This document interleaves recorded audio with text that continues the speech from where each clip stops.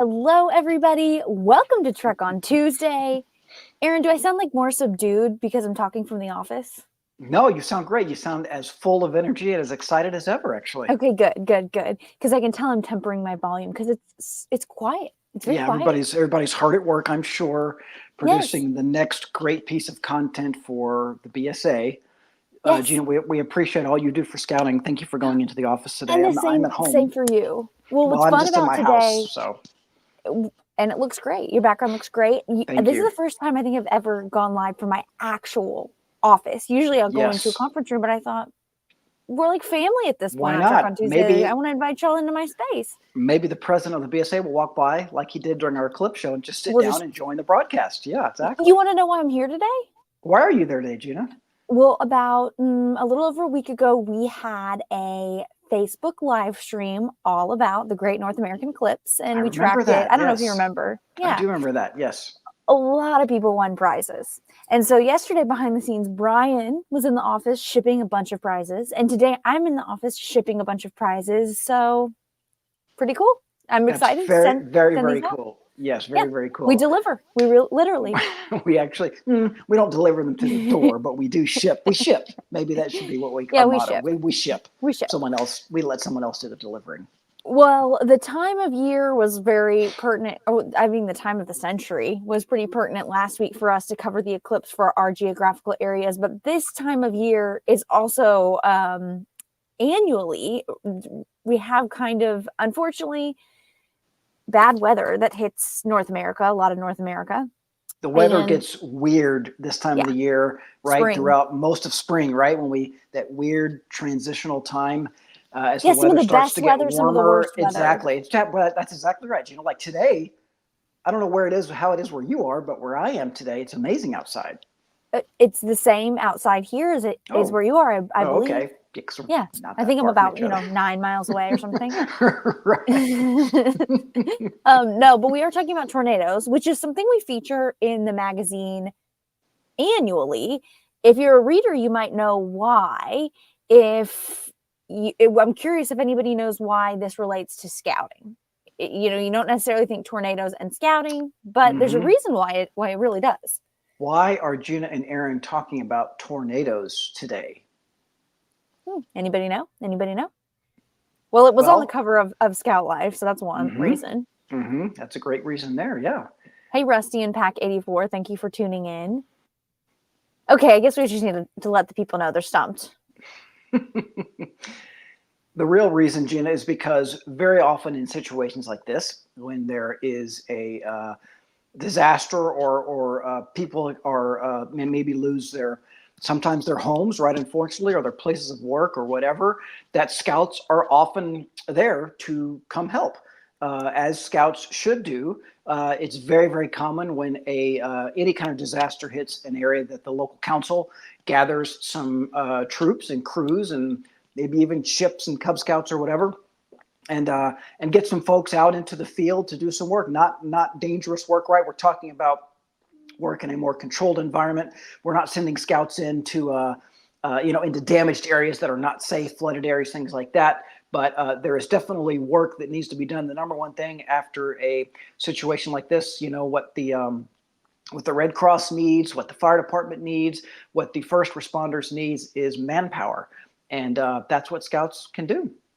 Yeah, I think, again, unfortunately, we've seen this happen year after year because there's just this bad weather at this time of year. And then we see scouts step up. They help after natural disasters. That's what they do.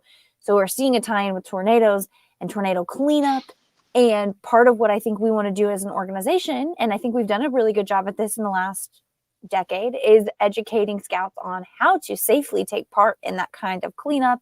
And that's kind of what today's story touches on a little bit. It is from our colleague and friend, Michael Freeman. And I like the title on this one a lot because it just gets right to the point. When tornadoes hit communities, scouts know they need to help. It's just second nature. It says it all right there, Right. right? Yeah. Okay, Yeah. should I start reading? Yeah, why don't you go first, Gina? I'll do the first part. Yes. And behind the scenes, Brian has pulled photos from this. You can see the absolute devastation that took place March 31st, 2023, so about a year ago. It started quietly, but severe thunderstorms were in the forecast, and by that afternoon, clouds began bubbling over Little Rock, Arkansas, and turning an ominous green. Brennan Horton was in class as the school day neared its end. Suddenly, he heard alerts ring out on everyone's cell phones. It was a symphony of phone alarms, the 15-year-old Life Scout says. The weather alerts warned everyone to take cover. A nightmarish EF3 tornado, 600 yards across, and churning winds up to 165 miles per hour was barreling through the northern part of the city. Students rushed to safe places within their schools and waited anxiously as the storm passed. We didn't know if our house had gotten hit or not because the power got knocked out, said Thomas Miller, 14, a Star Scout with Troop 24 in Little Rock. His family's home was okay, but others weren't as fortunate as the tornado carved a path of destruction 34 miles long, smashing brick buildings to rubble and ripping roofs off houses. Seeing the aftermath, the Scouts of Troop 24 knew they needed to do something. There's a thought of responsibility of going out to help, Brennan says. It's something that I want to do. Simply going out and helping people is what scouting is all about. Yeah, Gina, this storm back then, again, we're talking about a storm that hit on March 31st, 2023. So basically, this time of the year, about a year ago, it did cause widespread devastation. The Little Rock Twister wasn't the only one to strike on that date. More than 140 tornadoes touched down across 16 states that day and the next. It marked the third largest tornado outbreak over a 24-hour period in the history of the United States. The outbreak added to an already active month as March 2023 saw nearly 200 twisters, the second most recorded in history for the month of March. Now, the week before, severe storms had battered Texas, Tennessee, Alabama, Georgia, and Mississippi. These storms spawned multiple deadly tornadoes reaching EF3 and EF4 on the enhanced Fujita scale. That's the scale that measures a tornado's intensity based on wind speeds and damage.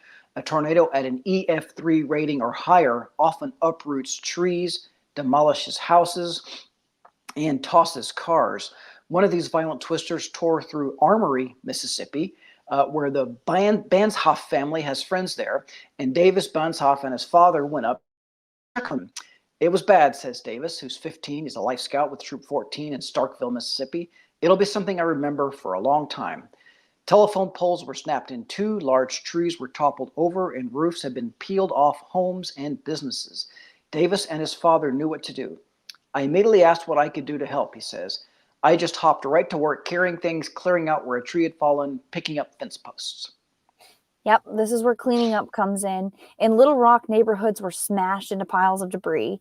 Multiple houses of people I knew were completely wiped out. You couldn't see them anymore, says Ravanth Nama, 13, a Star Scout with Troop 24. It was kind of sad to see all the houses that were gone. The adult leaders in Troop 24 looked for ways the Scouts could help, starting with people they knew.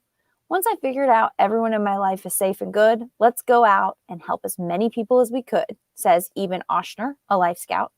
The troop picked up trash and debris and then helped with local food drives. The experience made me feel like this is what Scouts do, said Anai Pandit, 11, a Scout.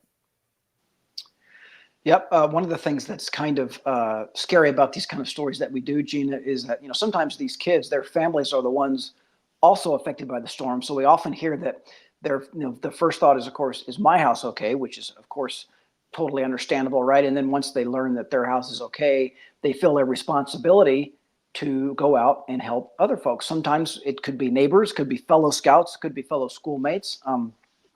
After a natural disaster, you might feel the urge to jump in and help. After all, a scout is helpful.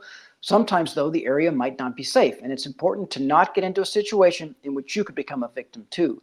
Damaged buildings could fall, broken glass and nails likely will be everywhere, and downed power lines pose a deadly hazard. Enter areas only when safety can be guaranteed. If an area is deemed too dangerous, you can still help in other ways. If you know anyone in the area, you can call to check on them, Davis says. If you don't know anyone, you can send food or water. You could talk to your troop about helping out in a different way. There are lots of opportunities for helping people. You can also check with your local council or organizations like the American Red Cross, Salvation Army, and religious and community groups to see if they're already helping and if you can contribute.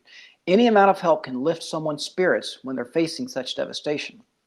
It's not really like I should do this, says Oliver Vesecki, a 12-year-old Tenderfoot Scout with Troop 24. It's more like I want to do this to give others hope. Yeah. So what do you do? Most tornadoes rate as an EF0 or EF1 on the enhanced Fujita scale, but even a weak storm can cause significant damage. Most tornado casualties are caused by flying debris. Weather bureaus issue watches when conditions are right for tornadoes and warnings when they have been sighted. During a watch, keep up with the weather updates. If you're outside, pay attention to changes in the sky, like dark clouds sometimes tinged with green, heavy rain and hail, a funnel-shaped cloud, a roaring noise. When a warning has been issued, get into a basement or a small interior room, such as a closet, bathroom, or hallway. Close all doors and get under something sturdy like a heavy table. You can protect yourself from flying objects with a mattress or blankets. Stay away from windows, doors, and outside walls. If you're caught in the open when a tornado approaches, get to a low spot, lie face down, and cover your head. A ditch or other low spot is a good place to lie down if there's no flood water. The unfortunate thing about this is if you live in certain states, there's a good chance you know somebody who's been affected or you've been affected yourself by a tornado. So I really urge you, go to scoutlife.org, check out the story or check out our latest issue in the print magazine. Read those tips again, because you really might have to use them. I feel like we have to use those about once a year. Yeah, absolutely. We're in the bathroom, we're covering up, and I'm always paranoid. The mirror, we need to start taking the mirror out of the bathroom. And, I'm always trying to think ahead because it can happen. Yeah, when the weather turns nasty like that, sometimes can be kind of fun, like to think, oh, it's so cool, it's storming outside. But then there's a line, right, where it starts to get not so much fun and a little more scary. I fortunately have never been in a situation to hear that noise. I've heard that noise of the tornado, Gina, is like really, really scary. Have you ever heard that? Have you ever been in a situation where you've heard that? I've never heard it, but I remember reading books that said it sounds like a freight train. Yeah, like it's a super loud roaring sound. And I really like the way Michael wrote these last few paragraphs. If you're a scout in one of these areas, it's really important not to put yourself in danger. It's just like when you're trying to rescue someone who may be drowning or someone who's injured in any way. You can't become a victim yourself. You're not doing that person any good if you yourself are going to become a victim. And, depending on the severity of the situation, I've talked to scouts, like Gina said, we've done these type of stories in Scout Life magazine for many, many years. I wrote a few of them myself back in the day. And I've talked to scouts who had to wait until their area was reopened. Their whole neighborhood was closed by FEMA or whoever, right? Because it was deemed unsafe to go into. So, you had a bunch of scouts in that situation wanting to help out, but they were not allowed to go in there. And of course they didn't go in there because of that. So they found other ways to help out, passing out supplies like water and canned goods and things like that to families. I think one of the scouts in the story mentioned bringing joy to people, and it might not seem like a big deal, but man, if you think about it, if you've lost your house and you don't know where to go and somebody just comes and offers you some water and some food, I mean, yes, exactly. It means so much. That's a huge deal right there. Of course, once the area is deemed safe to re-enter, it's obviously at that point okay to go in and help out when you can. But again, these areas can be very, very dangerous. A house that's been damaged by a tornado, could very well be unstable. So we just urge everybody, don't be irresponsible. Don't make yourself a victim. When you're trying to help people out, keep it safe and help people out in a safe way. It's great. I think this is an important topic. So I'm thinking, prepare yourself ahead of time, know how to act, and, spread the word with your fellow scouts. If there is a tornado watch or warning, this is something I feel like I've had to experience with people who just aren't taking it very seriously around you. Don't have any shame in being that voice to say, hey, let's take this seriously and let's make some proper preparations. And like you and Michael said, afterwards, you can be the spearhead, the person spearheading, helping in a safe way, remembering things like gloves, remembering not to go in there without consulting something like a FEMA if they're in the area or the Red Cross as to how you can help, and finding alternative ways to help like food drives. Those are pretty much always needed in these situations. Yep. Yeah, I'm glad we cover these every year. I'm sad that we have to, but I'm so proud of scouts for stepping up and saving the day. They're really inspiring stories, Gina. Like you said, yeah, I wish we didn't have them to write about, right? It'd be better if we didn't have these types of stories to write about almost every year, but we do. And thank goodness there are scouts, and again, a lot of these efforts come at the council level. So a lot of times, if you're a scout leader or a scout parent and you don't really know what to do, look for communication from your local council. They often communicate these things maybe on their Facebook page or through social media. Hey, scouts are meeting up at this location at this time to help people out. If you're interested in helping out, you can't go wrong if you follow direction from your local council or someone like that. Awesome. Well, this was a more serious topic this week, but we will be back with probably something totally unserious next week. Maybe a little more Trip on Tuesday. lighthearted next week. Yeah, exactly. Yeah, we don't know exactly what. You let us know if you have any ideas out there. And we'll be live for Cub Chat Live on Friday, 2 p.m. Central, same place you're watching now. You'll be able to watch Cub Chat Live. We have a really cool guest lined up. We do have a really cool guest lined up and a really cool topic for Cub Chat Live. You definitely will want to watch that. Our girl Gina will be the host. So everybody tune in. Yes, and we will have a behind the scenes Aaron this week. Might be a little different behind the scenes. Hopefully the viewers won't notice, right? Because behind the scenes, Brian is so good. What's so good about him is that no one knows he exists. You don't even know he's there. Exactly, which is how you Right. want it, right? If everybody knew that behind the scenes Brian was doing something, he's doing something wrong, probably. That's So exactly hopefully this right. Friday you'll Pressure's be on. like, didn't even realize there was anybody behind the scenes. Yeah. Yeah, I hope so. I'm sure you'll do a great job, Aaron. I can't wait to find out. We have a few days to find out. And until then, everybody, thanks for watching. We'll be back. Thanks, everybody. We'll see you on Friday.